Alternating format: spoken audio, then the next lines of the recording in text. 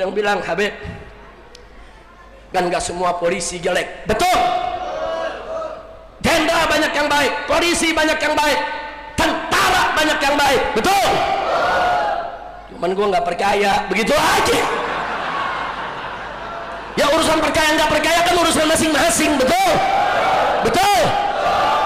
Gue mau tanya Melo, ada harimau nih, baik Melo, lu percaya? Tuh harimau senyum Melo. Lu ke taman safari nih, harimau marahin ke jendela, senyum tuh harimau. Lu percaya lu buka jendela? Kan senyum. Kan senyum. Nah, lu bilang sama bini lu, nih harimau baik kita buka jendela ya, kalau gak ada terekam lo. Makanya saya suka bilang maaf, bukan gak percaya. Saya punya kawan banyak, jenderal-jenderal tentara yang baik, jenderal-jenderal polisi yang baik, yang sholatnya nggak tinggal, yang puasa Senin Kemis ke jalan, alhamdulillah. Yang kita kenal, kita tahu dia baik. Yang kita nggak kenal, harimau senyum. Waspada. Diserbu saudara, yang nyerbu jenderal baliho. Ketemu saya nggak berani ketemu gambarnya doang. Iya. Ame baliho ada gambar Habib Rizik, turunin, gagah tulak pinggang. Lo ketemu gua tulak pinggang, gua kepret lo. Udah takbir. Nggak sampai di situ, saudara. Kita punya pengawal 6 santri, anak muda, usia produktif, bukan preman, bukan narkobais, bukan penjahat, diculik, disiksa, dibunuh, setelah itu difitnah, biadab. Betul. Mereka terlibat semua tuh saudara tuh. Ini sekarang yang lagi pada berkelahi ini setan nih. Ini semua terlibat saudara. Nggak sampai di situ, saya digebloskan ke penjara. Mantu saya Habib Hanif digebloskan ke penjara. Pimpinan FPI Kiai Haji Ahmad Sobri Lubis, Habib Idrus Al-Habsi, Habib Ali bin Alwi Al-Attas, saudara rame-rame, saudara termasuk Ustadz Haris Ubaidillah digebloskan ke penjara. Setelah itu saudara, nggak sampai di situ, FPI dibubarkan saudara semau-maunya mereka. Nggak sampai di situ saudara, rekening kami semua diblokir. Rekening saya, rekening istri, rekening mantu, rekening anak, semua dia blokir. Saudara, rekening boleh diblokir, rezeki mana bisa diblokir. Yeay.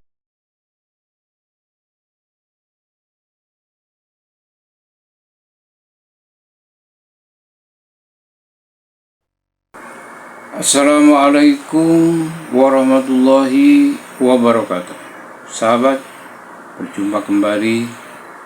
Mudah-mudahan sehat walafiat tentunya, dan mudah-mudahan selalu dalam lindungan Allah Subhanahu wa Ta'ala.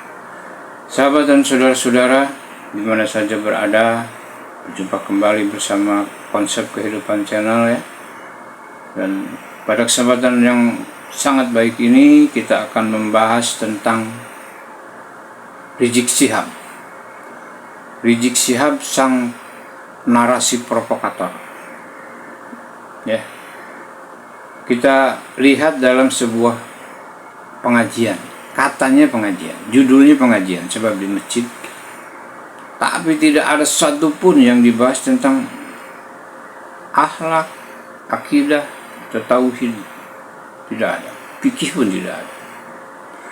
Tapi semua yang dibahas hanyalah tentang narasi-narasi provokator, menjelek-jelekan pemerintah, menjelek-jelekan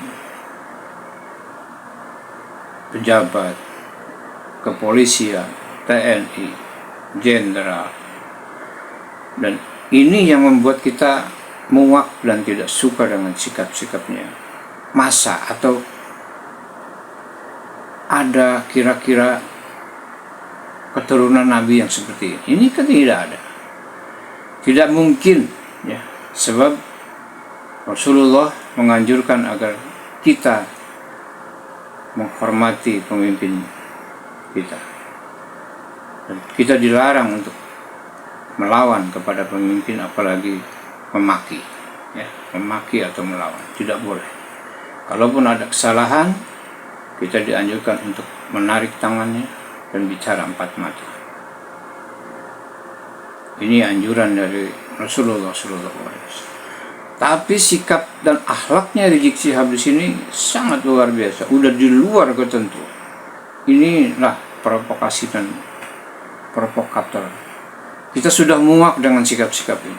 Seharusnya pemerintah atau kepolisian segera menangkap, secepatnya ditangkap, karena inilah yang merusak dan mengadu domba. Rizik Syihab itu tahu kalau adu domba itu dilarang, apalagi adu manusia, tapi dia melakukan, menyebut, membicarakan, memaki orang lain yang salah, pejabat yang salah, dia sendiri salah, beberapa kali salah, bahkan sampai dihukum, dipenjara sudah berapa kali. Yang tidak dipenjara, cek mesun dengan Firza Husein, ya, dan sebagainya. Jadi sepertinya kayak tidak pernah dia bersalah, menanamkan sikap-sikap khilafah, ya, provokator, merusak, memecah belah bangsa, memecah belah agama. Ini memang visi dan misi. Sebagaimana pada video-video yang terdahulu telah saya share atau telah saya upload. Jadi ada beberapa visi dan misi Rizik Syihab di balik itu semua. Dan sampai saat ini Rizik Syihab belum bisa menyudahi itu semua. Dan mudah-mudahan dengan ketegasannya Presiden Prabowo, orang-orang seperti Rizik Syihab segera dibersihkan atau dihengkangkan dari Indonesia ini. Sebab kita sudah bosan, kita sudah muak dengan provokasi dan provokator Rizik Syihab. Dan kita juga bisa menilai Rizik Syihab itu apa, siapa, ya, apa dan siapa. Cucu Nabi bukan, keturunan Rasulullah badut bukan, keturunan iblis ya, apa, ulama bukan. Kemudian mau menyeret, mau ini, Jokowi itu siapa? Mantan presiden, 10 tahun sudah membuktikan keberhasilan di Indonesia ini. Jalan-jalan tol seperti apa pembangunan yang digarap infrastruktur oleh Jokowi. Melek mata dan baca kenyataan, realita yang ada. Memang banyak pejabat juga yang nyinyir, yang itu kan kena sesuatu hal, sirik jabatan, tidak suka, dan sebagainya. Tapi realitanya pembangunan di Indonesia, infrastruktur khususnya, seperti apa? Nah sekarang kalau Rizik Syihab apa? Hanya membuat onar, membuat gaduh, merugikan negara dengan melakukan demonstrasi. Apa dikira demonstrasi itu tidak menghabiskan biaya negara? Ya. Memakai biaya negara yang dikira, ya, pengamanannya itu menggunakan biaya dari negara. Nah, orang-orang seperti Rizik Syihab inilah yang menghabiskan, ya, yang hanya merugikan negara. Sekarang provokator memprovokatori masyarakat dengan mengajak jihad, coba, dengan sebagainya. Coba berani berjuang walau ditangkap, walau dipenjara. Apa itu bukan memancing? Apa itu bukan provokator? Ini yang berbahaya. Ini sangat berbahaya, Pak Presiden Prabowo. Coba di video ini saya sampaikan bagaimana bahayanya Rizik Syihab dalam memprovokatori manusia, memprovokatori umat, yang mengajak berjuang, berjihad, perang, walau ditahan, walau ditangkap. Ini adalah provokator yang diikuti oleh para mukibul yang masih bodoh, idiot, ya. Kalau pintar enggak, itu bodoh namanya. Itu yang begitu namanya mukibul bodoh, yang tidak punya pikiran, habis dimakan oleh doktrin Alawi, jadi kosong otaknya. Baik sahabat, saudara, dan dimana saja berada, untuk lebih jelas ayo kita simak narasi-narasi provokator Rizik Syihab untuk diketahui. Jadi bukan hanya saya yang tidak suka, mudah-mudahan teman-teman juga mungkin tidak bakal suka dengan sikap-sikap dan narasi-narasi yang dikeluarkan oleh Rizik Syihab kalau teman-teman bukan mukibin. Kalau mukibin ya pasti suka, itu pemimpinnya kok. Baik sahabat, kita simak bagaimana Rizik Syihab bernarasi orator dengan provokatornya yang memancing-mancing umat untuk berbuat dan bertindak, yang membangkitkan semangat yang tidak baik yang ada, yang ditubuhkan oleh Rizik Syihab. Ayo kita simak bagaimana, kita saksikan saja dalam video berikut ini. Selamat menyaksikan, semoga bermanfaat. Ini dia pemuda, besok dia bakal jadi pemimpin, betul? Jadi bukan nggak mungkin nih anak-anak muda yang hadir di sini nih, saudara. Nanti masa depannya bukan nggak mungkin nih, ada yang jadi jenderal, ada yang jadi dokter, ada yang jadi insinyur, ada yang jadi saintis, ada yang jadi menteri, ada yang jadi gubernur, ada yang jadi presiden. Amin ya rabbal. Nah, yang ingin saya sampaikan sebelum masa depan itu datang, sebelum anak-anak muda kita ini menjadi pemimpin, jangan bikin maksiat, jangan bikin kemunkaran, jangan kotori riwayat hidupmu. Sebab begitu kau kotori riwayat hidupmu di masa muda, begitu kau menjadi pemimpin, maka rekam jejak maksiat dan kemunkaranmu akan digunakan oleh lawan politikmu untuk memerasmu. Betul.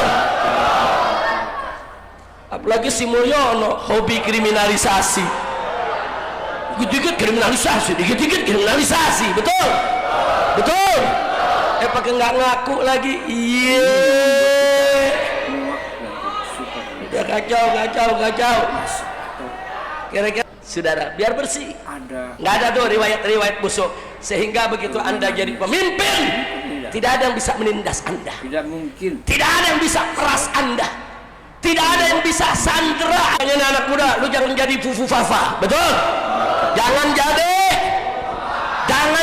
Nah, setan lagi berkelahi, lu jangan pisahin. Lu pakai mau sok-sok misahin lagi lu. Udah gitu pakai ada nanyain, Habib Rizik mana Habib Rizik? Kok nggak ada suaranya, kan lagi pada ribut nih. Iya. Gue lagi gelar tikar, taruh kopi, gue nonton. Udah begitu, betul. Ada partai pendukung Mulyono, 10 tahun dia dukung, 10 tahun dia ambil keuntungan, 10 tahun dia jadi pembelanya, saudara. 10 tahun dia nikmatin sun, dia ambil keuntungan, 10 tahun dia jadi pembelanya, saudara. 10 tahun dia nikmatin, saudara. Sekarang begitu digebuk Mulyono, pura-pura termazlumi. Iya, kami terzalimi. Lu 10 tahun ngezalimin orang, betul? Kalau lagi nggak laku, begitu punya kekuasaan dari partai licik, iya. Cilik melicik beda tuh. Lu tahu gak? Paham? Yang depan pakai nanya partai apa? Lu jangan nanya. Menanamkan sikap-sikap. Urusannya gue jawab, gue ditangkep lagi. Emang dia terlibat turut nangkep gue, betul? Nah kan partai kemarin paling semangat, tangkap Habib Rizik, bubarkan FPI. Wow. Sekarang saudara, saya nggak turun-turun lagi nonton, dia pada demo, tanyain Habib Rizik mana Habib Rizik? Nanya, lo kangen? Sampai saat ini. Aduh, kacau. Nih, Masjid Jami Al-Makmur jadi saksi, saudara. Bagaimana kita turun pada masyarakat dibantai, saudara, ketika tanggal 21-22 Mei, betul? Sekarang dia nyariin kita, iya. Habib Rizik mana Habib Rizik? Lu kangen sama gue? Habib Rizik mana Habib Rizik? Lu kangen sama gue? Lu mau lihat gue? Masya Allah, kacau tidak? Banyak di sini nih, dengerin nih, ini pelajaran fikih nih, hukum, mau denger gak? Adu domba, hukumnya haram. Gak boleh kita adu domba, awas. 10 tahun sudah membuktikan. Adu domba haram. Nggak boleh binatang diadu-adu, saudara. Betul? Adu manusia lebih haram. Manusia lebih lagi, nggak boleh diadu. Betul? Adu setan. Memang banyak pejabat juga yang Setan nggak berantem aja kita adu, biar dia berantem. Apalagi dia lagi berantem, gua sorakin. sirik jabat. Betul? Setuju gak? Makanya lu kalau lagi ikut demo jangan pakai nyariin gue dah. Masya Allah, sekarang pura-pura kami terzalimi. 10 tahun engkau yang pasang dia, engkau yang ikut berbuat zalim. Wah, ada yang bilang, Habib, dia tobat kali, Beb, tobat. Kan kalau orang tobat kan boleh, Beb. Tobat mesti kita terima, ya tobat sih tobat, tapi kan belum ngaku dosa. Betul? Ngaku dulu. Ya tobat kan sudah ada pengakuan dan penyesalan. Akuin dong, saudara, apa yang sudah lakukan selama ini terhadap rakyat, apa yang mereka lakukan selama ini terhadap habaib, terhadap ulama, apa saudara? Betul. Main tobat aja. Udah gitu masyarakat main terima, ya udah tobat nih, gue udah tobat nih. Lu jangan bergaya. Ini yang berbahaya. Jangan bergaya, jangan sembarangan diperkaya, saudara. Begitu saya mau tanya nih sekarang semua nih, mau tetap bersatu tidak? Mau tetap bersatu tidak? Mau tetap ikut kiai? Mau tetap ikut ulama? Mau tetap ikut habaib?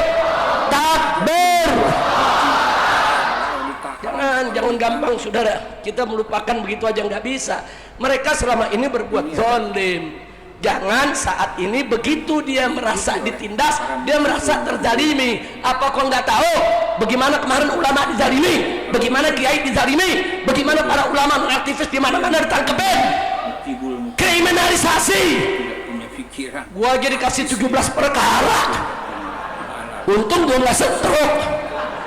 Baik sahabat, saudara dan 17 perkara yang dilaporin di Polda Bandung. Saya dilaporin di Polda Metro, dilaporin di Polda Kalimantan Timur, dilaporin di Polda Ambon, dilaporin di Polda Bali, saudara. Teman-teman mungkin tidak suka. Udah gitu semua laporan diproses lagi sama polisi.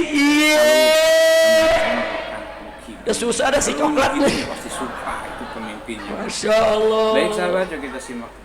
Ada yang bilang, Habib, kan nggak semua polisi jelek. Betul. Jenderal banyak yang baik, polisi banyak yang baik, tentara banyak yang baik. Betul. Cuman gue nggak percaya, begitu aja. Ya urusan percaya nggak percaya kan urusan masing-masing. Betul. Gue mau tanya Mel, lo ada harimau nih, baik Mel, lo percaya? Tuh harimau senyum Mel, lo ke taman safari nih, harimau marahin ke jendela, senyum tuh harimau. Lu percaya lu buka jendela? Kan senyum. Lu bilang sama bini lo, nah harimau baik kita buka jendela kalau gak ada terekam lo. Pada kesempatan yang makanya saya suka bilang maaf, bukan gak percaya. Saya punya kawan banyak, jenderal-jenderal tentara yang baik, jenderal-jenderal polisi yang baik, yang sholatnya nggak tinggal, yang puasa Senin Kemis ke jalan, alhamdulillah. Yang kita kenal, kita tahu dia baik, yang kita nggak kenal, harimau senyum. Waspada. Tapi tidak ada satu diserbu, saudara, yang nyerbu jenderal baliho. Ketemu saya nggak berani ketemu gambarnya doang. Ame baliho ada gambar Habib Rizik, turunin, gagah tulak pinggang. Lo ketemu gua tulak pinggang, gua keprek lo. Udah takbir. Nggak sampai di situ, saudara. Kita punya pengawal 6 santri, anak muda, usia produktif, bukan preman, bukan narkobais, bukan penjahat, diculik, disiksa, dibunuh, setelah itu difitnah, biadab. Betul. Mereka terlibat semua tuh, saudara tuh. Ini sekarang yang lagi pada berkelahi ini setan nih. Ini semua terlibat, saudara. Nggak sampai di situ. saya dijebloskan ke penjara, mantu saya Habib Hanif dijebloskan ke penjara, pimpinan FPI Kiai Haji Ahmad Sobri Lubis, Habib Idrus Al-Habsyi, Habib Ali bin Alwi Al-Attas, saudara rame-rame, saudara termasuk Ustadz Haris Ubaidillah dijebloskan ke penjara. Setelah itu saudara nggak sampai di situ, FPI dibubarkan saudara semau-maunya mereka. Nggak sampai di situ saudara, rekening kami semua diblokir. Kita sudah muat. Rekening saya, rekening istri, rekening mantu, rekening anak, semua dia blokir. Cepatnya ditangkap. Saudara, Inilah yang merusak. rekening boleh diblokir, rezeki mana bisa diblokir. Dia pikir rekening blokir, rezeki diblokir juga. Pale lo bomenyan. Membicarakan, memaki. Rezeki tahu jalannya, betul? Betul? Masuk ke rekening nggak bisa, tuh rezeki jalan lewat lain. Sampai juga, betul? Nggak berkurang kita punya rezeki, saudara. Makanya jangan pernah takut kalau berjuang. Nggak ada, bisa pemerintah ngeringin rezeki kita? Nggak bisa. Kayak tidak pernah. Lu tunggu sebulan lagi. Mulyono gue jeblosin ke penjara. Amin. Lu aminnya nggak serius. Setuju gak? Setuju gak? Semua yang terlibat saudara, Mulyono, siapa lagi, Mulyene, Mulyono, semua seret saudara. Saudara siapapun saudara, rezim sekarang ini yang terlibat korupsi, yang seenak-enaknya nabrak undang-undang, yang melanggar konstitusi, yang korupsi besar-besaran, yang membuat rakyat susah, kita seret rame-rame, jebloskan mereka semua ke penjara saudara. Takbir. Siap berjuang, siap berjuang, siap jebloskan mereka ke penjara. Takbir. Alhamdulillah. Maunya saya, sebelum saya akhiri nih ceramah nih, boleh saya sampaikan? Boleh. Pengennya saya besok Mulyono dilengserin. Kemudian momennya Nggak usah nunggu 20 Oktober, kelamaan. itu siapa? Betul, betul. 10 tahun. Besok lengserin, langsung Prabowo dilantik, nggak usah pusing-pusing saudara. Jalan. Tapi fufu fafa jangan. Setuju gak? Setuju gak? Makanya saya kirim pesan buat Pak Prabowo, Pak Prabowo, udah dah. Kalau naik-naik udah bismillah. Udah menang, mau curang-curang pokoknya menang dah. Masa kita mau ribut lagi? Udah nggak usah pakai ribut lagi, betul? 20 Oktober Prabowo dilantik, kita nggak usah ribut, betul? Tapi fufu fafa jangan. Jangan fufu fafa, jangan saudara. Loh kenapa? Karena putusan MK-nya bermasalah. Dia sengaja diloloskan, umur belum cukup dari wakil presiden, saudara. Ini namanya konstitusi ditobrok habis sama dia, saudara. Nggak boleh, betul? Betul? Begitu juga saya LTA-nya nggak jelas. Nggak jelas, saudara. Lulus SMA apa enggak? Nggak jelas. Mau jadi lurah aja mesti S1. Jadi wakil presiden ijazah gak jelas. Iya. Udah gitu ada akun fufu fafa. Ya. Tambah hancur udah, betul? Betul? Makanya saya mau undang nih dokter-dokter. Periksa tuh mata, kenapa sayu terus? Ini yang berbahaya. Bukan apa-apa. Saya hampir 2 tahun di penjara di Mabes Polri di blok narkoba. Sampaikan. Saya punya murid di masjid 100 lebih dari narapidana. Ada yang bandar narkoba, ada yang kurir narkoba, ada yang pengedar. Saudara, ini narkoba nih. Sudah. Nah di situ saya dapat ilmu. Ada yang matanya begini aja, ada yang giginya ngegertak muluk. Diikuti oleh orang kibul yang. Ya kan kita Ustaz gak paham tuh apaan, betul? Betul? Ada yang bisa begadang 3 hari 3 malam gak tidur. Kerja dulu saudara. Ini kenapa begini? Kita kumpulin, dia pakai buka rahasia. Habib, kalau morfin begini efeknya, kalau heroin efeknya begini, kalau ini begini, kalau itu begini. Makanya gua paham, termasuk yang matanya sayu loh. Narasi-narasi provokator untuk diketahui. Mata sayu saudara, satu, bisa bawaan lahir, betul? Betul? Dua, bisa karena ada sarafnya saudara yang terganggu, betul? Empat, bisa juga gara-gara kebanyakan nonton bokep. Ini mesti diperiksa dulu, betul? Kalau bawaan lahir gak apa-apa, betul? Kalau sakit gak ada masalah, betul? Tapi kalau karena narkoba dan bokep, jablosin ke penjara. Setuju gak? Udah, gua ceramah segitu aja dah. Capek perut sakit.